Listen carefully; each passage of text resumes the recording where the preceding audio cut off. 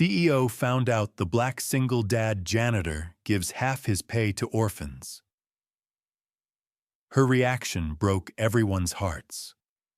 Before we get into this story, take a moment to tell us what city you're watching from in the comments below. We love seeing where our viewers are from. The cold of the city seeped through the glass of the Vance Innovations Tower, a monolith of steel and ambition that paid Samuel Jones just enough to stay poor. Every night, the building exhaled its population of suited professionals, leaving behind a ghost town of empty cubicles and silent boardrooms for Samuel to tend to. He moved through the hushed, expensive spaces like a phantom, his cart's squeaking wheel the only sound accompanying the hum of the building's climate control. Tonight, the hum felt like a taunt, a reminder of the warmth and security that was always just on the other side of a wall, always belonging to someone else. Samuel was a widower, a single father to a 7-year-old girl named Lily, whose bright, trusting eyes were the only stars in his perpetually gray sky. His worn hands, chapped from cleaning chemicals and the biting winter air, were the instruments of his love, scrubbing floors and polishing boardroom tables to afford the small apartment, the macaroni dinners, and the second-hand coat that kept Lily from shivering. He was an invisible man in a world of important people, a shadow tasked with erasing the traces of their busy, successful days. His own traces, the scent of bleach, the ache in his lower back, the quiet worry etched around his eyes, were his alone to carry.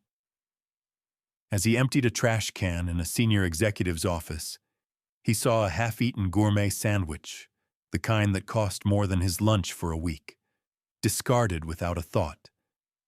He felt no anger, only a familiar hollow pang of resignation. This was the way of the world. Some people had more than they could ever need, and others, like him, had just enough to know what they were missing. The final stop on his route was the 50th floor, the apex of the tower, home to the CEO, Isabella Vance.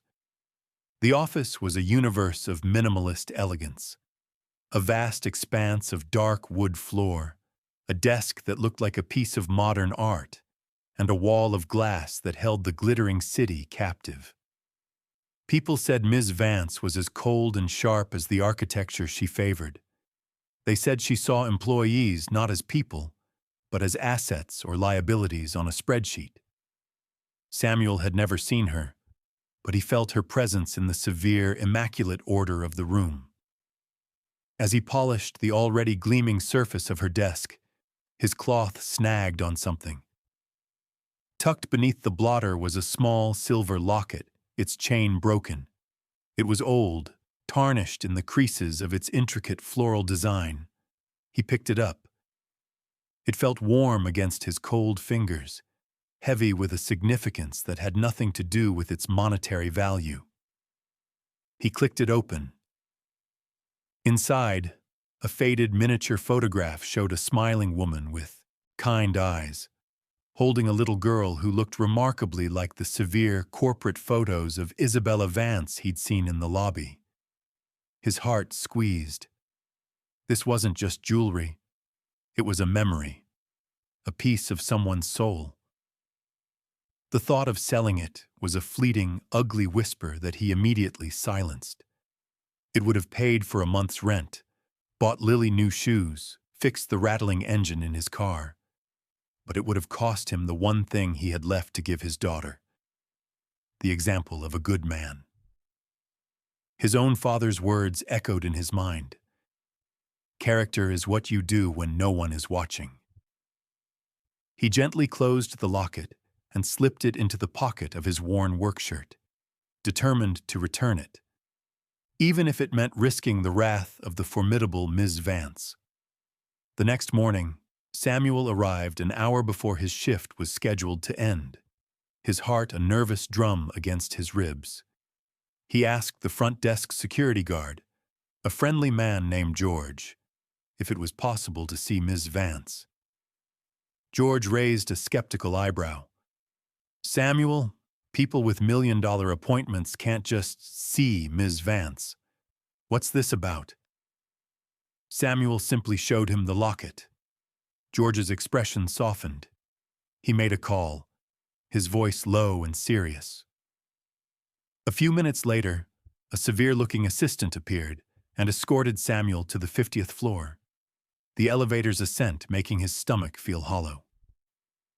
Isabella Vance stood by the window, her back to him, a silhouette against the morning sun. She was taller than he'd imagined, her posture radiating an unyielding authority. "You have something for me?" Her voice was crisp, devoid of warmth.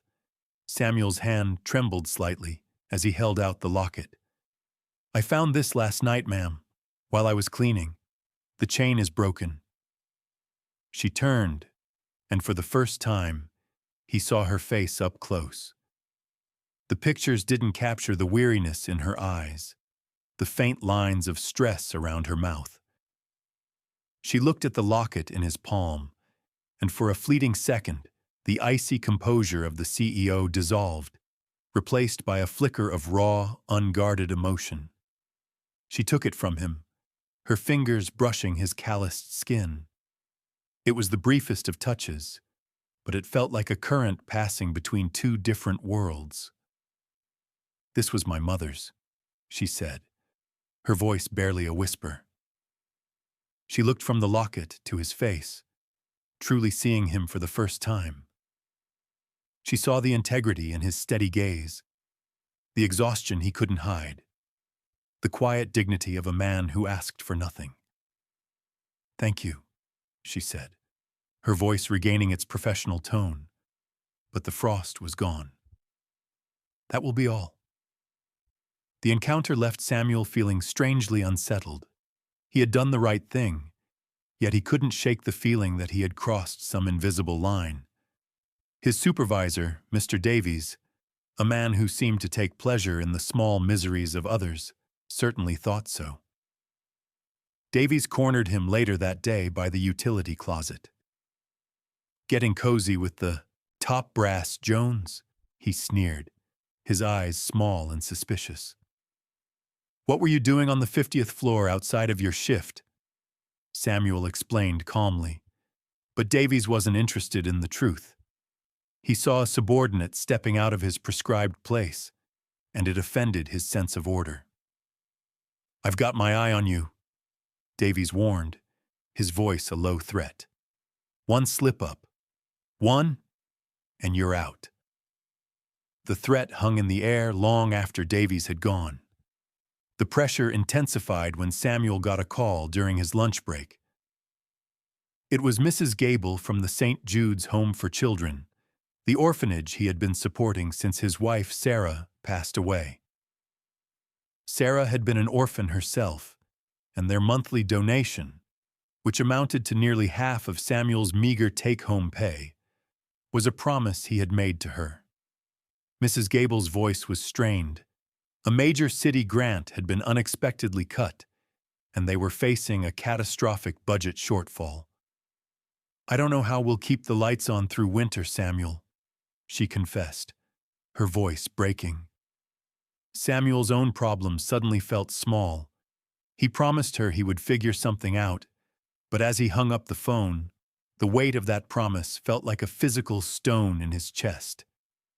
His job was precarious. His own finances were a razor's edge, and now the children were at risk. The walls were closing in. Isabella Vance sat at her desk, the silver locket resting in her palm. The janitor, Samuel Jones, had unsettled her. It wasn't just his honesty. It was the quiet strength in his eyes, a profound sense of peace that she, surrounded by unimaginable wealth and power, had never known. It was a stark contrast to the grasping ambition and veiled sycophancy she dealt with every day. On an impulse, she opened his employee file on her computer. The details were sparse.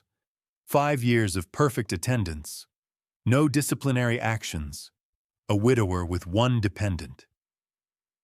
It was unremarkable. But she was a woman who trusted her instincts, and her instincts told her there was more to the story.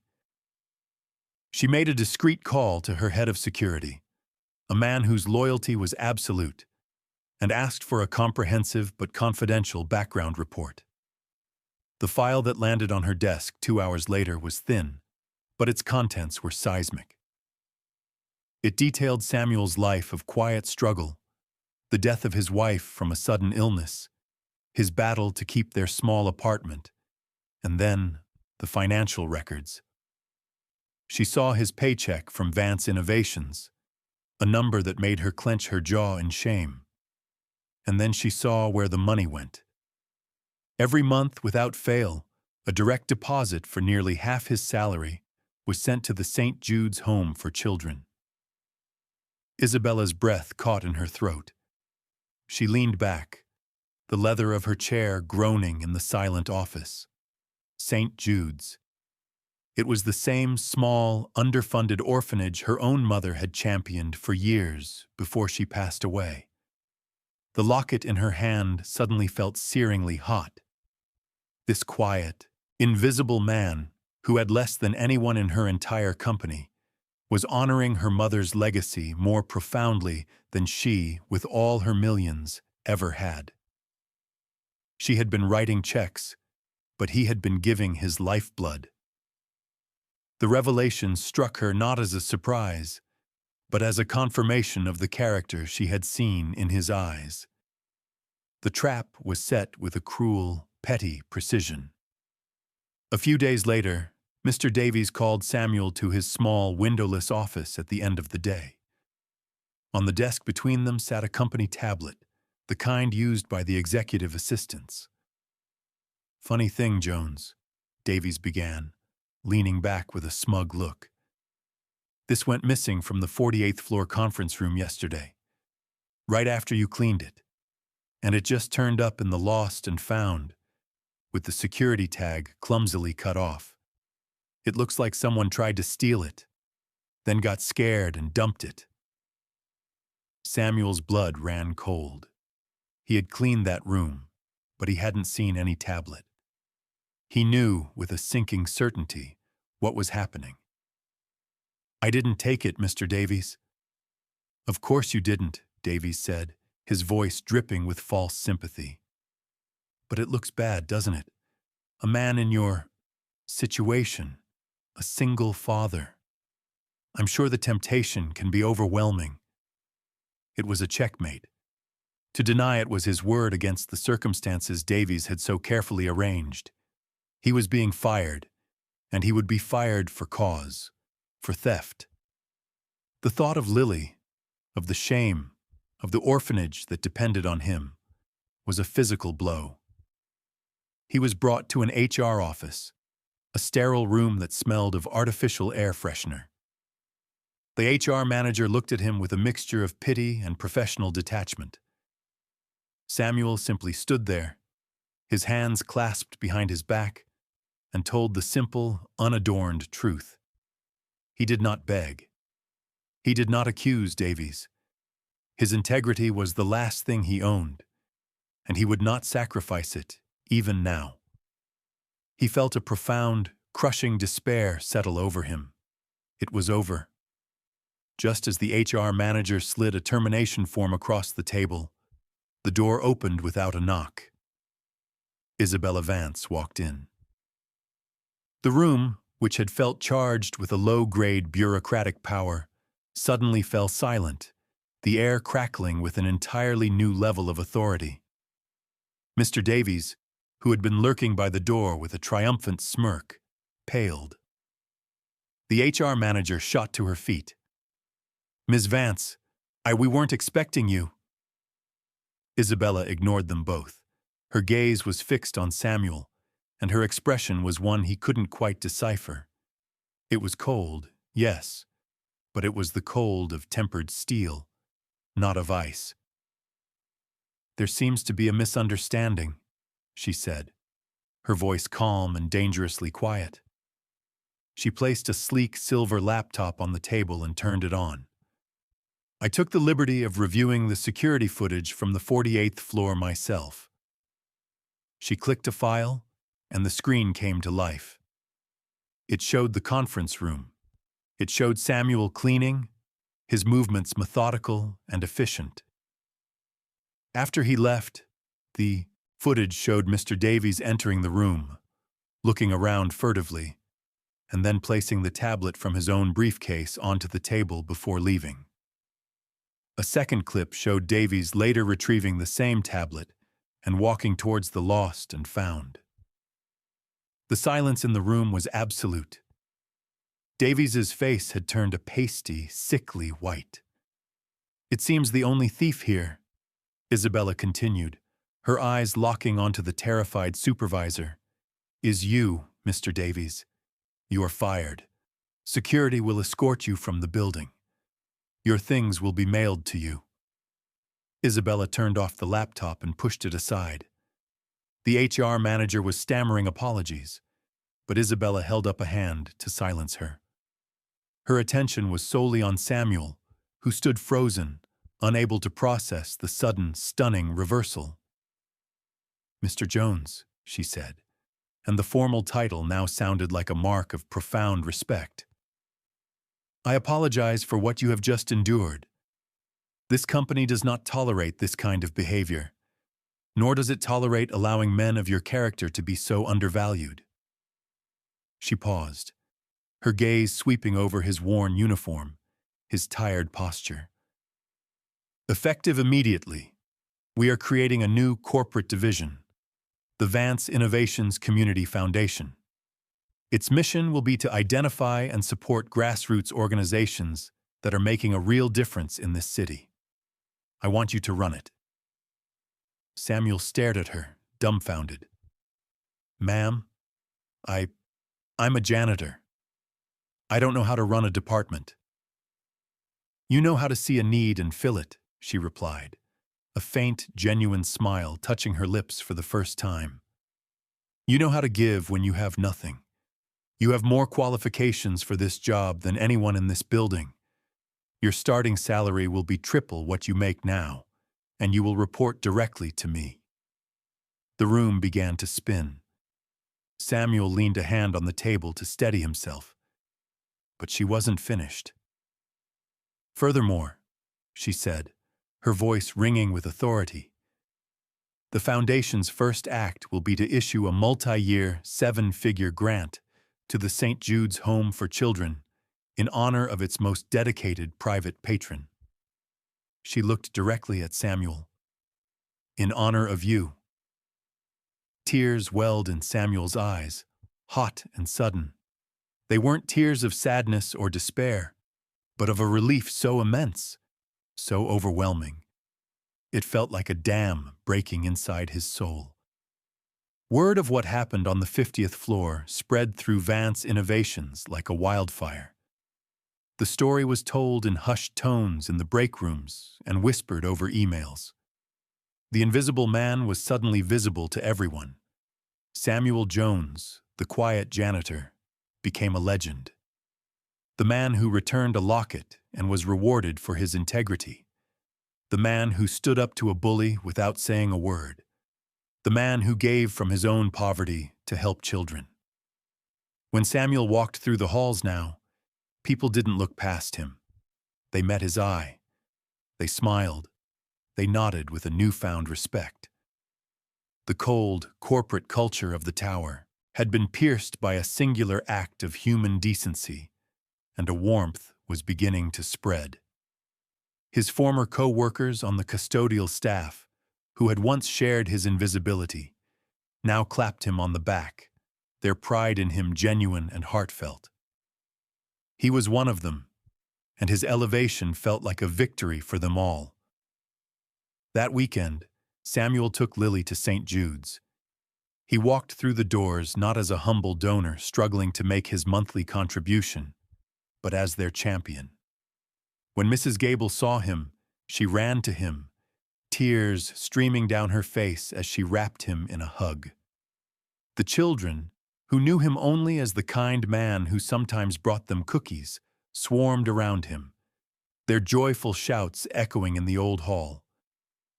He knelt and hugged Lily, burying his face in her hair. She was safe. The children were safe. He had kept his promise to Sarah. In that moment, surrounded by the grateful faces of Mrs. Gable and the children, and with his own daughter tucked securely in his arms, Samuel understood that he had found something far more valuable than a new job or a bigger salary. He had found a family. 6 months later, Samuel looked out the window of his new office. It was on the 49th floor, just below Isabella's. The view of the city was breathtaking, a tapestry of lights he used to only see from the outside, looking in. His desk was made of the same dark wood as the CEO's, but it was covered in photos of Lily, drawings from the children at St. Jude's, and blueprints for the orphanage's new wing, fully funded by the foundation. He was no longer tired. The perpetual ache in his back was gone, replaced by a sense of purpose that energized him every morning. Lily was thriving, enrolled in a new school with a wonderful arts program. He had a new life, one he had never dared to dream of. He often had lunch with Isabella, never in the executive dining room, but in the main cafeteria, where they would sit and talk about the foundation's work. He had discovered the woman behind the CEO title, a person who, like him, had known loss and who was searching for a way to make a meaningful impact. They had, in their own strange way, saved each other.